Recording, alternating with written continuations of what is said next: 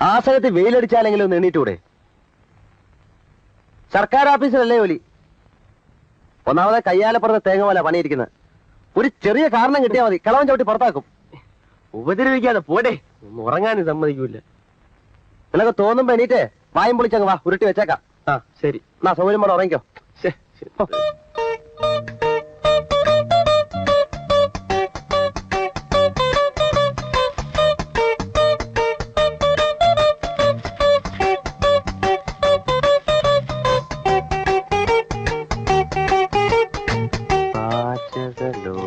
Chicken masala. Akashvani മദ്രാശി. കലാരംഗം. ഇന്നത്തെ കലാരംഗത്തിൽ ആദ്യം പാചക ലോകമാണ്. കോഴിക്കറികൾ എങ്ങനെ ഉണ്ടാക്കാം എന്നതാണ് വിഷയം. ആദ്യമായി ചിക്കൻ മസാല. കോഴിയെ നന്നായി കഴുകി വൃത്തിയാക്കുക. ആവശ്യത്തിനുള്ള മുളക്, മല്ലി, കുരുമുളക്, കറിമസാല, ഇഞ്ചി, ഉരുളക്കിഴങ്ങ്, തക്കാളി, പച്ചമുളക് ഇവ റെഡിയാക്കി അടുത്തു വെക്കുക. മുളക്, മല്ലി, കറിമസാല, വെളുത്തുള്ളി ഇവ നന്നായി അരച്ചെടുക്കേണ്ടവയാണ്. ഉപ്പിനെ കുറിച്ച് ഞാനിവിടെ പറയുന്നില്ല, പക്ഷെ അത് ഇടേണ്ടപ്പോൾ കറിയിലിടാൻ മറക്കരുത്.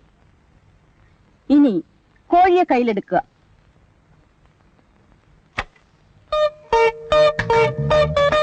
ഇനി മെല്ലെ ശ്വാസം അകത്തേക്ക് വലിക്കുക. കൈകൾ ഇരുവശത്തേക്കും അകത്തുക. ശ്വാസം മെല്ലെ വിട്ടുകൊണ്ട് പൂർവ്വസ്ഥിതിയിലേക്ക് വരിക.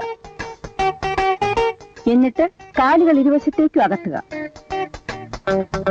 കഴുത്ത് മുകളിലേക്കും വീണ്ടും താഴേക്കും കൊണ്ടുവരിക. വീണ്ടും പൂർവ്വസ്ഥിതിയിലേക്ക് വരിക. കാലുകൾ രണ്ടും തറയിൽ ഉറപ്പിച്ച് നിവർന്നു നിൽക്കുക. കൈകൾ മുന്നിലേക്കും പിന്നിലേക്കും കറക്കുക. അതുപോലെ തലയും കഴുത്ത് ലൂസാക്കി കറക്കുക.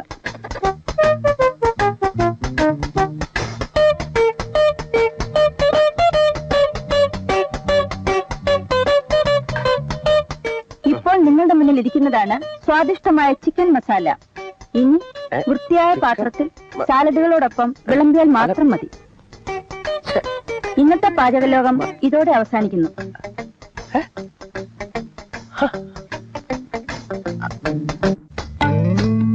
അപരാഹ്നത്തിന്റെ അനന്ത പഥങ്ങളിൽ ആകാശ നീലിമയിൽ അവൻ നടന്നകന്നു. ഭീമനും യുധിഷ്ഠിരനും ബീഡി വലിച്ചു. സീതയുടെ മാറുപിളർന്ന് രക്തം കുടിച്ചു ദുര്യോധനൻ. ഗുരുവായൂരപ്പന് ജലദോഷമായിരുന്നു അന്ന്. അമ്പലത്തിന്റെ അകാൽ വിളക്കുകൾ തെളിയുന്ന സന്ധ്യയിൽ അവൾ അവനോട് ചോദിച്ചു, ഇനിയും നീ ഇതുവഴി വരില്ലേ ആനകളെയും തെളിച്ചുകൊണ്ട്? എങ്ങനുണ്ട്? നിന്റെ തലയ്ക്ക് വല്ല അസുഖമുണ്ടോ? ഇല്ല. പിന്നെ എന്താ ഇതിന്റെ അർത്ഥം? സാർ ആധുനികമേ പബ്ലിഷ് ചെയ്യൂ എന്ന് പറഞ്ഞതുകൊണ്ട് സ്വപ്പ കഞ്ചാവ് അടിച്ചുകൊണ്ട് എഴുതിയതാ. കഴിഞ്ഞ തവണ പറഞ്ഞ അതേ ബോംബ് കഥ തന്നെ, സ്റ്റൈല് മാറിയപ്പോ ഇങ്ങനെ ആയിപ്പോയി. എടാ മരമണ്ടം കഴുതേ, നിനക്ക് പറ്റിയ പണി എന്താണെന്ന് ഞാൻ പറയാം. ഇതല്ലേ എനിക്കറിയാം, പക്ഷെ അവന്മാർക്ക് ഇപ്പൊ യൂണിയൻ ഉണ്ട്. അതുകൊണ്ട് അതേ സ്റ്റാറ്റസ് ഉള്ള വേറൊരു പണി ഞാൻ നോക്കി. ഒന്നുകിൽ ഒരു എഡിറ്റർ ആകുക, ഇല്ലെങ്കിൽ ഒരു സാഹിത്യകാരനാകുക. അതൊന്നുമല്ല ഞാൻ പറയാൻ വന്നത്. നീ കോമഡി എഴുതണം, മറ്റൊന്നും വേണ്ട. നിനക്ക് പറ്റിയ അബദ്ധങ്ങൾ മാത്രം കുറിച്ചിട്ടാ മതി. അത് തന്നെ ധാരാളം ഉണ്ടല്ലോ. അതെങ്ങനെ ഒരു കഥയാകും? ഹാസ്യത്തിന് കഥ വേണ്ട, സിറ്റുവേഷൻ മാത്രം മതി. ഫോർ എക്സാമ്പിൾ, ഞാൻ ഇല്ലാത്തൊരു ന്യൂസ് ഒരു ചുറ്റുപാടിൽ ഇല്ലാത്തൊരാളെ കുറിച്ച് പ്രസിദ്ധീകരിച്ചു എന്ന് വിചാരിക്കാം. അയാൾ ശരിക്കും ഉണ്ടായി. അയ്യോ, അതെങ്ങനെ? അങ്ങനെ സംഭവിക്കുമെന്ന് സങ്കല്പിക്കുക. അയാൾ എന്നോട് എങ്ങനെ പെരുമാറും? അത് പറയാൻ പറ്റില്ല. ആളിന്റെ സ്വഭാവം പോലിരിക്കും. ആ പെരുമാറ്റമാണ് കോമഡി. നീ ഒന്ന് അയാൾ എന്നോട് എങ്ങനെ പെരുമാറും ഊഹിച്ചു പറ, നിനക്ക് കോമഡി മനസ്സിലാവും. അത് തുണയുണ്ടെങ്കിൽ ഇറങ്ങി വരില്ല. 8 വീട്ടിൽ ലാഭം വേണ്ട ഏതോടെ മായവങ്ക പഠിച്ചത്. നിന്റെ പത്രം ഞാൻ അവസാനിപ്പിക്കുവാ. എടാ, ഇതിനകത്ത് ചങ്കരപ്പുള്ള ഒരു ചെറ്റ ഇരിപ്പില്ലടാ. ഉണ്ടെങ്കിൽ ഇറങ്ങി വരില്ല.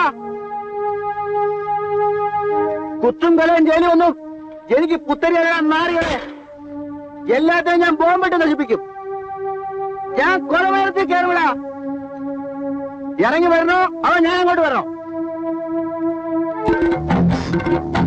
ഇവൻ ആരുടെ ഇവിടെ കിടന്ന് ചാടുന്നത്? അവൻ ഇപ്പൊ ഒരു കുത്തു കേസ് ജയിലിൽ നിന്ന് ഇറങ്ങിയതേ ഉള്ളൂ. പേര് 8 വീട്ടിൽ രാമപിള്ള. 8 വീട്ടില് രാമപിള്ള മാനവും മര്യാദയ്ക്ക് മനുഷ്യൻ ജീവിക്കാൻ സമ്മതിക്കില്ല. അയ്യോ തല്ലല്ലേ, ഞാൻ പറയുന്നത് കേക്ക്. ഞാനല്ലേ എഴുതി. ഇനി ആരാ ഉടുപ്പേന്ന് വിടെ ഉടുപ്പേന്ന് വിടെ ഞാൻ കാണിച്ചു തരാം. വന്നത്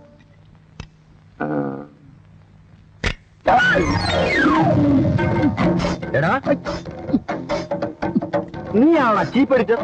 അയ്യോ ഞാനല്ല, കസേരയിലിരിക്കുന്ന എം ടി രാമോദരൻ. പന്ന റാസ്കലേ, നീ എന്നെ പറ്റി അനാവശ്യം. ഞാനോ?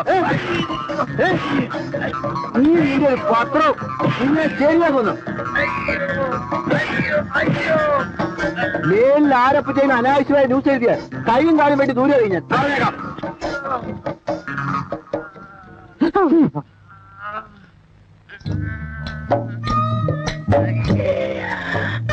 ആകാരത്തിന് വല്ല അംഗഭംഗവും സംഭവിച്ചോ സാർ? അല്ല.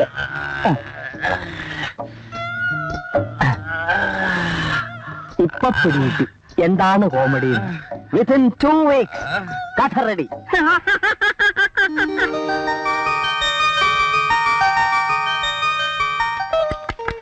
പ്രിയപ്പെട്ട സുഹൃത്തുക്കളെ, സഹപ്രവർത്തകരെ, നമ്മുടെ എല്ലാം പ്രിയങ്കരനായ mister Anilkumar national press photography മത്സരത്തിൽ 1ാം സമ്മാനം കരസ്ഥമാക്കിയിരിക്കുന്നു എന്ന സന്തോഷ വാർത്ത സ്നേഹപുരസ്സരം അറിയിച്ചുകൊള്ളുന്നു. അനിൽകുമാറിന്റെ ഈ വിജയം ടൈം പബ്ലിക്കേഷൻസ് എന്നും അഭിമാന പുരസ്സരം സ്മരിക്കുന്നതാണ്.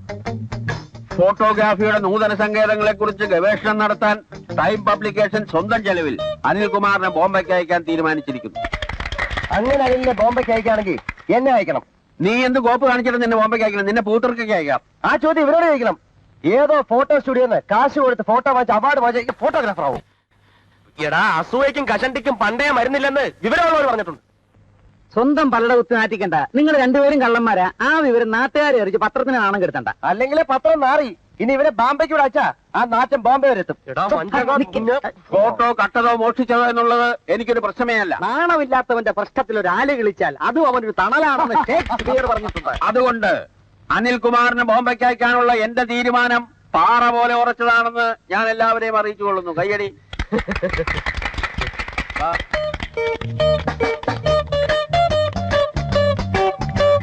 സാറ് വിഷമിക്കണ്ട. ഫ്രാഡുകൾക്ക് ഈ രാജ്യത്ത് രക്ഷയുള്ളൂ. എന്നിട്ടും എന്തുകൊണ്ട് സാറ് രക്ഷപ്പെടുന്നില്ല എന്ന് ചോദിച്ചാൽ സാറിന്റെ ഫ്രാഡ് പണികൾ സന്ദർഭത്തിനൊത്തു എരുന്നില്ല എന്ന് ഞാൻ പറയും. അതുകൊണ്ട് സാർ അത് വയത്തണം, വയത്തി പിടിക്കണം.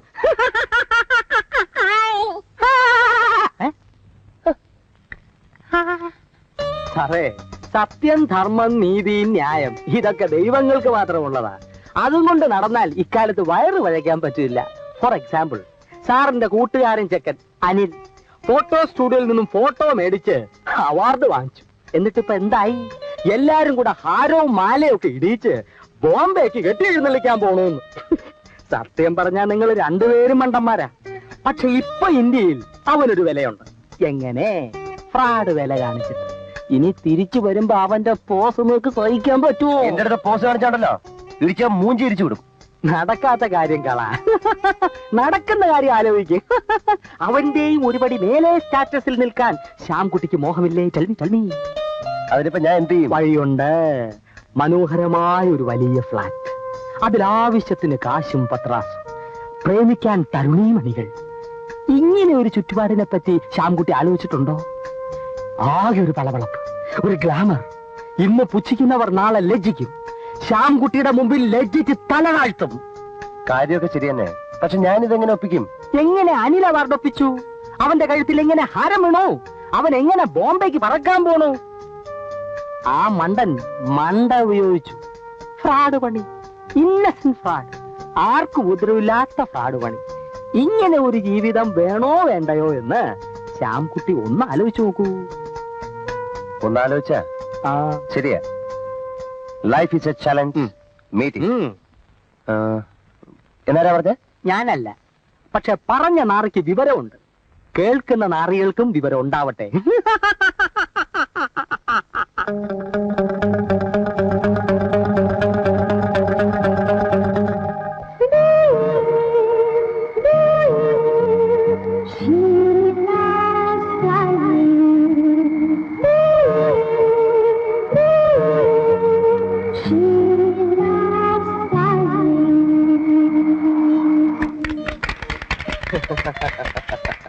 Thank you thank you.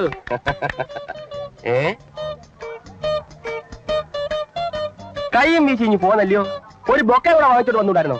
ദരിദ്രവാസി, നീ എന്താണ് ബോംബെയിൽ പൂക്കച്ചവടം നടത്താൻ പോകുന്നോ? ഒരു പടം വാങ്ങിച്ചാൽ അർദ്ധരാത്രി പിടിക്കാൻ. എന്റെ അമ്മോ, അസൂയ അസൂയ. അത് തന്നെയാണ് അസൂയ തന്നെ. ആ കള്ളനാവാൻ കഴിയാത്തതിലുള്ള അസൂയ. Passenger traveling to Bombay. Goodbye. Please report immediately at the security check. Last and final call for Mr. Anil Kumar. Bye bye bye bye. Passenger traveling to Bombay. Thank you. Please report immediately at the security check. Alaya, goodbye.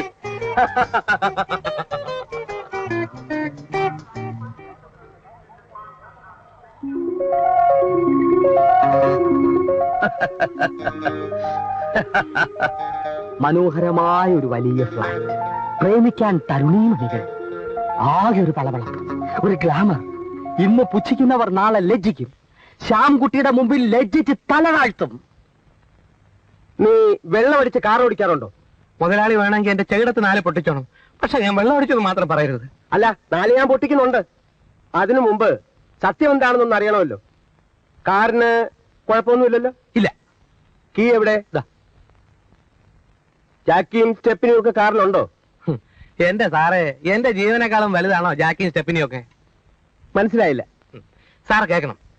ഞാൻ ഇങ്ങനെ ശബരിമല ഇറക്കം ഇറങ്ങി വരുന്നു. താഴെ വലിയ cocoa. ഞാനൊരു വളവ് തിരിയുന്നു. പെട്ടെന്ന് കുറേ നിൽക്കുന്നു. ആരാ? 3 ഒറ്റയാൻ.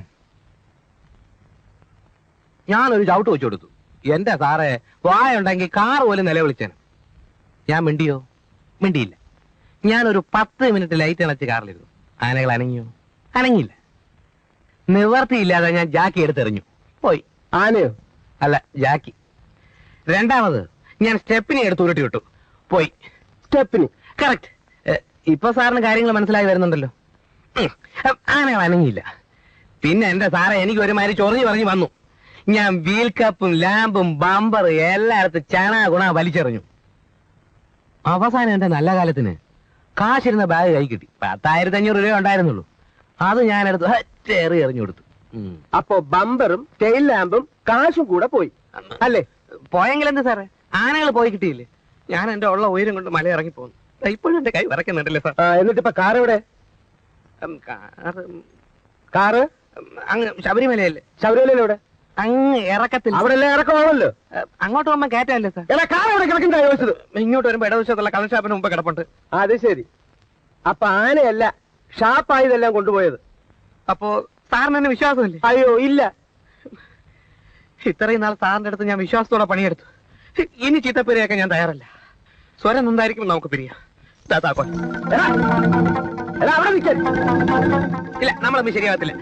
ശരിയാകത്തില്ല. അവിടെ നിൽക്കാനോ? ഇല്ല, നമ്മൾ ശരിയാകും. ഈ ജമ്മ ശരിയാകത്തില്ല. ഇല്ലേ ഇല്ല. എടാ റാസ്കൽ, നിന്നെ ഞാൻ കേസ് കൊടുത്ത് അകത്താക്കിയില്ലെങ്കിൽ എന്റെ പേര് ശ്രീകണ്ഠനായിരുന്നല്ല. ഹലോ, അഡ്വക്കേറ്റ് രാമകൃഷ്ണൻ അല്ലേ? എനിക്ക് തന്നെ അത്യാവശ്യമായിട്ടൊന്ന് കാണണം. ആ, ഓക്കെ. അങ്കിൾ എന്താ ആകെ ചൂടായി നിൽക്കുന്നത്? എങ്ങനെ ചൂടാകാതിരിക്കും? ഓരോരുത്തരെ വിശ്വസിച്ച് ജോലിക്ക് നിർത്തും. അവനൊക്കെ പിന്നെ കുടുംബം കുളം തോണ്ടിയിട്ടേ ഇറങ്ങിപ്പോവും. ആ, പിന്നെ ശ്യാം വന്നിട്ടുണ്ടോ? ഇല്ല. അതെന്താ? ഒരുപാട് ജോലിയുണ്ട്, ബിസിയാ. പിന്നീട് വരാന്ന് പറഞ്ഞു. നിന്നെ അവനെയും കൂടി ഇരുത്തി കല്യാണം ഫിക്സ് ചെയ്തിട്ട് ഉടനെ വിവരം അറിയിക്കണമെന്ന് നിന്റെ അച്ഛൻ പറഞ്ഞിരിക്കുക. പറഞ്ഞിട്ടിപ്പോ 1 മാസം കഴിഞ്ഞു. എന്ത് ചെയ്യാനാ? ഞാൻ വിളിച്ചാ വരണ്ടേ? ചേടാ, ഞാൻ അവനെ ഒന്ന് കണ്ടിട്ടുമില്ല. അല്ലെങ്കിൽ എവിടെ ഉണ്ടെങ്കിലും തപ്പിപ്പിടിച്ച് 2-1 തീരുമാനിച്ചേനെ. ആ, തീരെ നിവർത്തിയില്ലാതെ വന്നാൽ മേജർ ശ്രീകണ്ഠൻ നായരുടെ തനി സ്വരൂപം കാണിക്കും. ഒന്നുമില്ലെങ്കിലും നിന്റെ ലോക്കൽ ഗാർഡിയൻ ആണെന്നുള്ള സ്വാതന്ത്ര്യമെങ്കിലും എനിക്കുണ്ടല്ലോ. അയ്യോ, അങ്കിൾ പട്ടാളം മുറിയൊന്നും എടുക്കണ്ട. പുള്ളിക്കാരനെ ഞാൻ പിടിച്ചോണ്ട് വരാം. ഒന്നുമില്ലെങ്കിലും എന്റെ മുറച്ചെറുക്കനല്ലേ? മുറച്ചെറുക്കനോടുള്ള ഒരു എടാ, ഈ എയർ ഹോസ്റ്റസ് എന്ന് വെച്ചാലേ അവര് വളരെ ഫോർവേഡാ. ജീവിതത്തിൽ പകുതി സമയം ആകാശത്ത് കഴിയുന്നവർക്ക് ഭൂമിയിൽ തങ്ങളെ സ്നേഹിക്കാൻ ഒരാളുണ്ട് എന്ന് തോന്നിയ വലിയ ആശ്വാസം. തത്വം പറയാതെ കാര്യം നടക്കുമെന്ന് പറ. എന്താ നടക്കാത്തത്? എന്റെ ഒരു സുഹൃത്ത്, പണ്ട് ഞാൻ അവനെ 3 എയറോസ്മാരെ പരിചയപ്പെടുത്തി കൊടുത്തു. ആ 3 പേരെയും അവൻ കല്യാണം കഴിച്ചു. അവസാനം അവൻ മരിച്ചപ്പോ ചിതയുടെ അരികെ 3 പേരും വന്നു. അപ്പോഴാ അവര് പരസ്പരം അറിയുന്നത് ആ 3 പേരും അവന്റെ ഭാര്യമാരായിരുന്നു എന്ന്. ആ ചരിത്രം ഒന്ന് ആവർത്തിച്ചാലോ? അപ്പൊ ഉറപ്പാണോ? അത് 3 വരെ 4. ചേട്ടൻ ഒന്നുകൂടെ പടി. ഏടാ, എന്നെ പൂസാക്കിയിട്ട് ഓസിനി ചരക്കുകളെ നീ പരിചയപ്പെടാന്ന് വിചാരിച്ചിട്ടുണ്ടെങ്കിലേ അതൊക്കെ മനസ്സിൽ വെച്ചാ മതി. ഇപ്പൊ എന്തോ വേണം? തൽക്കാലം ഒരു 200 രൂപ. എത്ര? 200.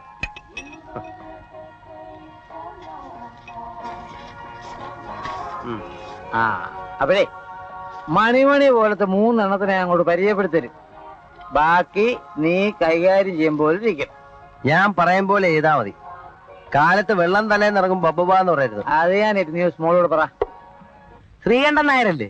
ശ്രീകണ്ഠേശ്വരം ഒന്നും അല്ലല്ലോ. പോവാൻ പറ അണ്ണ. എന്താ പിരിച്ചുവിട്ട കാര്യം? അസൂയ അണ്ണ, അസൂയ. ഞാൻ ഒരു നായരായി പോയില്ലേ. ഒരു നായർക്ക് വേറൊരു നായർ നന്നാവുന്ന കണ്ടാ സഹിക്കുവോ? അത്രയൊക്കെ ഉള്ള എന്നാ കാര്യം അസൂയ കൂട്ടങ്ങൾ. കുട്ടപ്പന് മോട്ടോർ പണി അറിയാവുന്നിടത്തോളം കാലം എവനൊന്നും കുട്ടപ്പന ഒരു പുല്ലും ചെയ്യൂല. അടുത്ത മിനിറ്റിൽ അപ്പോയിന്റ്മെന്റ് ആർഡറുമായിട്ട് ആള് വന്നില്ല അണ്ണ. എവിടുന്ന്? കാർ വർക്ക്ഷോപ്പിൽ നിന്ന്. അപ്പൊ നീ ഇപ്പൊ വർക്ക്ഷോപ്പിലാ? പിന്നെ അതല്ലേ അണ്ണൻ കാറിന്റെ പ്രശ്നം പറഞ്ഞപ്പോ ഞാൻ കയറി ഏറ്റത്. അണ്ണൻ ധൈര്യമായിട്ട് പോണം. അണ്ണന് പെമ്പിള്ളേരെ കയറ്റാൻ ഇഷ്ടം പോലെ കാറ് ഞാൻ കൊണ്ടുവരൂല്ലേ. പിന്നെ ചിക്കില് കറക്റ്റായിട്ട് ഇങ്ങ് പോരണം. രൊക്കം ഏർപ്പാടേ ഉള്ളൂ, കടമില്ല. നീ കാറേറ്റോ? എന്നാ കാശ് ഞാൻ ഏറ്റു. പിന്നെ ഒരു കാര്യം, ഇതുപോലത്തെ ആക്രി വണ്ടി ഒന്നും കൊണ്ടുവരരുത്. അയ്യോ അണ്ണ, ബെൻസ്, ടയാട്ട, ഇമ്പാല ഒക്കെ കൊണ്ട് ഇറക്കൂല്ലേ. കഴിഞ്ഞ 1 വർഷക്കാലമായി എലീനയുടെ ഫ്ലൈറ്റ് ഇവിടെ ലാൻഡ് ചെയ്യുമ്പോ ഒരു ചെറുപ്പക്കാരൻ എലീനയെ കാത്തു നിൽക്കുന്നുണ്ടായിരുന്നു. ഒരു നോക്ക് കാണാൻ, ഒന്ന് കാണാൻ മാത്രം. അത്രമാത്രം എലീന അയാളുടെ മനസ്സിൽ പതിഞ്ഞുപോയി. അയാളുടെ ഒരു ആത്മസുഹൃത്തെന്ന നിലയ്ക്ക് ഇക്കാര്യം പറയാൻ വേണ്ടി മാത്രമാണ് എലീനയെ ഞാനിവിടെ വിളിച്ചു വരുത്തിയത്. ഞാൻ അറിയാതെ എന്നെ അത്രയധികം സ്നേഹിക്കുന്ന മനുഷ്യൻ ആരാണ്? എനിക്കൊന്ന് കാണാൻ പറ്റുമോ? Just A minute. ശ്യാം,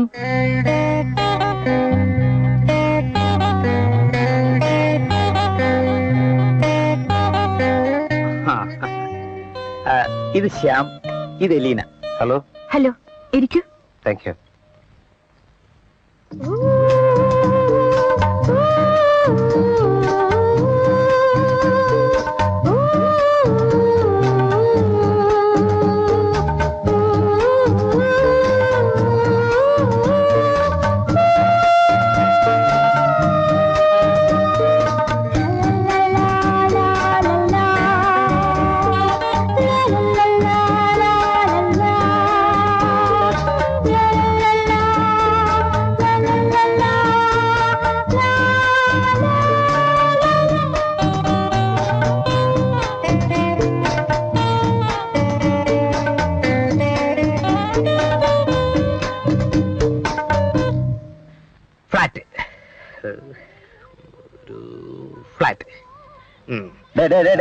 നടക്കോ? ഫ്ലാറ്റ് നീ എന്താ പറഞ്ഞു പഠിക്കാണോ? ഫ്ലാറ്റ് ഫ്ലാറ്റ് ഫ്ലാറ്റ് എന്ന് പറ്റിയല്ലേ പറ. എനിക്ക് വേറെ വഴി നോക്കണമെന്നേ. ചേട്ടാ, ഇത് ഏതാണ്ട് എന്റെ ആവശ്യം പോലെയാണ് അണ്ണൻ പറയണത്. ഒരു ഫ്ലാറ്റ് ഉണ്ട്, പക്ഷെ നമ്മളൊരു അല്പം കുരുത്തക്കേട് കാണിച്ചാൽ നമ്മുടെ കിട്ടും. ആരുടെ? നമ്മുടെ ശ്രീകണ്ഠൻ നായരുടെ. പക്ഷെ അയാളൊരു കഞ്ഞിയായാലും ചോറായാലും കാര്യം നടക്കാൻ വല്ല വഴിയുണ്ടോ നോക്ക്. പിന്നെ ഒരു കാര്യം, മേല് നോവുന്ന പരിപാടിയാണെങ്കിൽ ഞാനില്ല, ഇപ്പോഴേ പറഞ്ഞേക്കാം. അത് ശരി. പോക്കൃത്തരം കാണിച്ചിട്ട് തല്ലുകൊള്ളാൻ പറ്റില്ല എന്ന് പറഞ്ഞാൽ അതൊരു തരം മറ്റേ ഏർപ്പാടല്ലേ. ചിലപ്പോ കൊണ്ടെന്നിരിക്കും, ചിലപ്പോ കൊണ്ടില്ലെന്നിരിക്കും. അതൊക്കെ അണ്ണന്റെ ലക്കി പോലെ ഇരിക്കും. എന്ത് കുന്തം ആയിക്കോട്ടെ, നീ വഴി പറ. പറയടാ. നമ്മുടെ ശ്രീകണ്ഠൻ നായർക്ക് ഒരു ഫ്ലാറ്റ് ഉണ്ട്. അതങ്ങ് ഹിൽവ്യൂ കോംപ്ലക്സിലാ. അത് അയാളുടെ മകൾക്ക് വേണ്ടി ഇട്ടിരിക്കുക. പെണ്ണങ്ങ് അമേരിക്കയിലോ മറ്റോ ആണ്. അവൾ ആള് മകാ പെശകാന്നാ പറയുന്നത്. കേസാ കേസ്. ഭർത്താവിന് വിളുന്താനാ. അവിടെ സായിപ്പുമാർക്കൊക്കെ ഫ്ലാറ്റിന്റെ കാര്യമാണ് ഞാൻ ചോദിച്ചത്, പെണ്ണിന്റെ കാര്യമല്ല. അത് ശരി. അപ്പൊ പെണ്ണ് ഫ്ലാറ്റ് അത് തൂത്തുവാരാനും തുടയ്ക്കാനും സൂക്ഷിക്കാനും ഒരാളെ വേണമെന്ന് പറഞ്ഞിട്ട് ഒരുപാട് നാളായി. ഈ മൂപ്പിലാനൊരു പ്രസിദ്ധ എച്ചിയായതുകൊണ്ട് ആരും ഏറ്റിട്ടില്ല. അണ്ണൻ അവിടെ പോയി തൂത്തുവാരി തുടച്ചോളാന്ന് പറഞ്ഞ് താക്കോൽ വാങ്ങിച്ചാൽ പദ്ധതി നടക്കും. ഏറ്റോ നീ കൂടെ വരൂ. അയാൾ എന്നെ കണ്ടാ താക്കോല് കിട്ടില്ല എന്ന് മാത്രമല്ല, ആടി പാഴ്സൽ ഷുവർ. അണ്ണൻ പോയാ മതി.